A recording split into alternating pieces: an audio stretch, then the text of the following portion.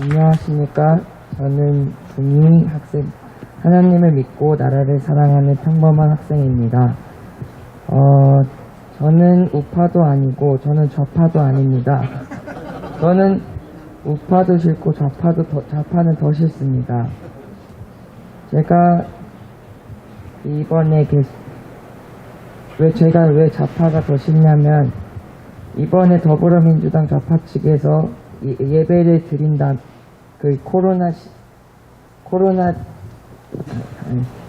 예배를 드린다면 300만원 벌금이 아니라 1년 징역이나 벌금 1000만원으로 그 법을 개정한다 합니다.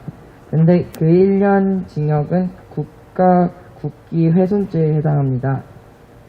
저희는 보다시피 저희 자랑스러운 태극기를 당당히 걸어놓고 있고, 제가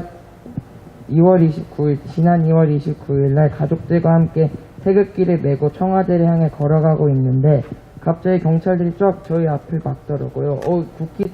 태극기 갖고는 못 지나가십니다 하는데, 저희는 당연히 뭐라고 했죠. 이거 우리나라 국기다 했는데, 아니 절대 못 지나간다는 거예요. 그 국기 가지고. 그래서 이게 나라냐 하고, 결국은 원통하지만 결국 접어서 청와대 사랑채 갔다 왔습니다. 또한 지난 10월 3일 날 광화문에 집회가 있었죠. 저희는 그래서 저희 가족들과 또 다른 선생님과 함께 광화문에 기도하러 갔습니다.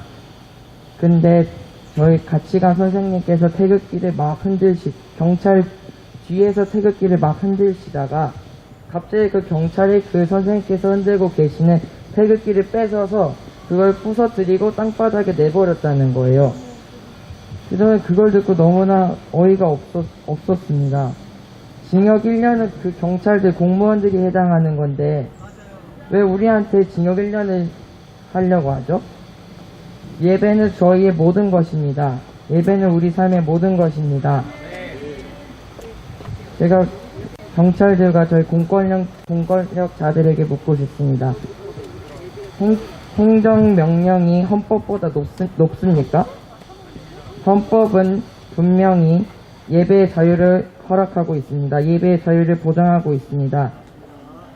그러나 대통령이나 총리나 국무총리나 무슨 명령을 내렸든 그 명령이 그 행정명령이 결코 헌법보다 높지 않다는 것을 말씀드리고 싶습니다. 또 정말 10월 3일 날 어제 저희가 또 가족들과 함께 또 다른 분들과 함께 교보문고에 갔다 왔습니다. 그랬는데 광화문 그 교보문고 일대에 가니까 경찰 버스와 경찰관 분들이 거의 깔려 있더라고요.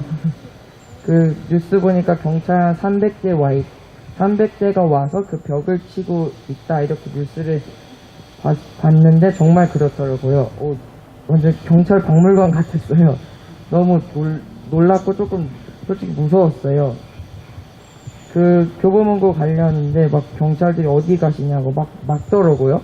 교보문고 간다 했더니 저희가 안내해드리겠다고 해가지고 몇 명이 막 우리와 같이 동행하는데 체포된 느낌이 들더라고요. 그래가지고 그래서 그걸 보면 경찰 버스 40인승 버스 300대가 왔으면 거의 12,000명 정도 온 거잖아요, 경찰이. 근데 거의 다 대부분 놀고 있거나 담배 피고 있거나 그러고 똥땡이 까고 있더라고요. 마스크도 안 써가지고 우리한테 발견돼가지고 허둥지둥 마스크 끼다가 우리한테 사진 찍힌 사람도 있고, 또 이번에 개천절 집회, 차량 집회 허용을 했는데 그 9가지 조건을 내세웠잖아요. 그 9가지 조건 중에 하나가 그 차에 한 명밖에 못 탄다가 그 중에 하나였는데, 그 경찰 버스 안에 보니까 마스크도 안 끼고 여러 명 경찰이 버스 안에 또 핸드폰 보거나 쉬고 있던데 어이가 없더라고요. 그리고 너무나 어이가 없었고, 우리나라의 정의는 죽었다라고 생각했습니다. 또한 이 문재인 정권이 부모를 고발하고 부모 변경을 하지 말라고 정교조에서 가르치고 있습니다. 그래서 이번 여자 중학생이 부모님을 고발해서 그 부모님이 경찰에 잡혀갔습니다. 우리 하나님은 부모님을 공경하라고 분명히 말씀하셨습니다. 우리 하나님은 그 불의에 대해서 대적하라 하셨습니다. 그래서 저는 예수님 다시 오시는 그날까지 불의에 대해서 대항할 것입니다. 제 작은 목소리에 귀 기울여 주셔서 정말 감사합니다. 아들하고 약속했대요. 예, 여기 또 연사를 쓰면 아빠도 한 말씀 하시겠다고. 그래서 우리 배장원 아버님 우리 나오셔서 귀한 말씀 주실 때 우리 박수로 환영하겠습니다.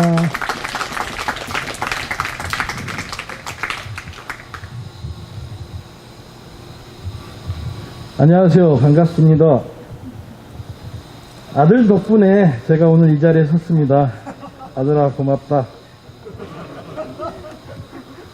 지난주에 아들이 쓰면 저도 덩달아서 선다고 말했던 것이 오늘 날이 시가 되었습니다. 사실 저도 한마디 하고 싶었어요. 현 정부에 대해서. 저는 늘 제가 예배자라고 생각을 하고 있습니다. 비록 많이 부족하지만 저는 예배자입니다. 여기에 계신 여러분도 예배자이십니다. 하나님께서는 누굴 찾으십니까? 예배자를 찾으십니다. 예배자를 간절히 찾고 계십니다. 하지만 현 정부에서는 우한폐렴이라는 되도 않는 말 가지고 비대면 예배라는 것을 들고 나와 우리가 예배를 드릴 수 없게 하고 있습니다. 하지만 우리는 그것에 굴복할 수 없습니다. 저희가 이곳에 온 지 꽤 됐습니다. 네, 저는 여기에 교인이 아닙니다. 여기에 교인은 아무도 없습니다. 일반 교회에서 새로운 성도가 오면 새신자 등록 카드라고 작성을 하고 새신자 교육을 받고 안내를 받고 하지만 여기에는 전혀 그런 것이 없습니다. 오로지 내가 하나님 앞에 나와 하나님께 찬양 드리고 예배 드리고 말씀 듣고 가면 끝입니다. 그 어느 곳도 헌금을 해라든지 교육을 받으라든지 그런 게 일체 없습니다. 오로지 말씀하시는 것은 전도하면 동네에서 가까운 교회에 나갈 수 있게 전도를 하고 헌금은 이 교회가 아닌 가까운 교회 아니면 시골 교회 어려운 교회 선교사님들한테 헌금을 하라고 늘 말씀하십니다. 그리고 아이들에게 엄청난 교육을 지금 목사님께서 시키고 계십니다. 그렇고 위생이라든가 모든 방역 시스템이 깨끗하게 잘 된 교회입니다. 그런 교회를 가지고 왜 우한폐렴을 가지고 들고 나와가지고 교회를 억압하고 탄압하는 것입니까? 절대 그런 것에 저희는 무너지지 않고 쓰러지지도 않을 것입니다. 제가 저뿐만이 아니라 아마 여러분들이 생각도 마찬가지일 거예요. 저 역시 스데반 집사처럼 말씀 전하다가 순교하는 것이 제 늘 소원입니다. 선교를 하고 그러니까 선교를 나가서 순교를 해야 하는데 그 순교를 하려면 외국에 나가서 우리가 믿지 않는 아프리카나 아니면 중동 지역에 가서 믿지 않는 나라에 가서 그러니까 말씀을 전파하다가 그들에게 붙잡혀서 순교를 해야 되는데 저는 곰곰하게 생각했어요. 일단은 순교를 하려면 외국을 나가야 되겠구나. 우리나라에서 순교가 안 되잖아요. 근데 지금 생각해 보니까 이 자유 대한민국에서 순교자가 나오게 생겼습니다. 머지않아 이 상태로 가다 보면 반드시 이곳에서 외국에 나가지 않고서라도 순교자가 나올 것이라고 저는 생각을 하고 있습니다. 그 순교자가 나와 여러분이 될 수도 있습니다. 여러분 결코 그것에 두려워하거나 무서워하지 않겠습니다. 어제 저도 광화문 집회에 참석을 했습니다. 그곳에 가서 정말로 현 정부가 국민들을 대하는 태도를 보고 참으로 한탄스럽고 개탄했습니다. 어떻게든 광화문 광장까지 가려고 노력은 많이 했었는데 잘 이루어지지 않았어요. 근데 이제 제 아내가 어제 느낀 건데 제 아내가 늘 가는 곳마다 그 전경들, 경찰들한테 말씀을 전하더라고요. 하나님 믿으시고 대한민국은 자유민주 국가입니다. 이렇게 해서는 안 됩니다라고 얘기를 하는데 사실 저는 부끄러웠어요. 그래서 자꾸 끌었거든요. 얘네들한테 얘기해서 뭐하냐. 얘네들도 어쩔 수 없이 나와서 있는 애들이다. 가자. 가는 곳마다 제가 그냥 끌고 나왔어요. 근데 이제 결국에는 시청 앞에까지 와가지고 아직 여기가 마지막 구간인 것 같아요. 그래서 제 아내가 얘기하는 거를 그냥 내버려 뒀습니다. 아내가 또 붙들고 얘기하더라고. 눈물 뿌려서 얘기를 해요.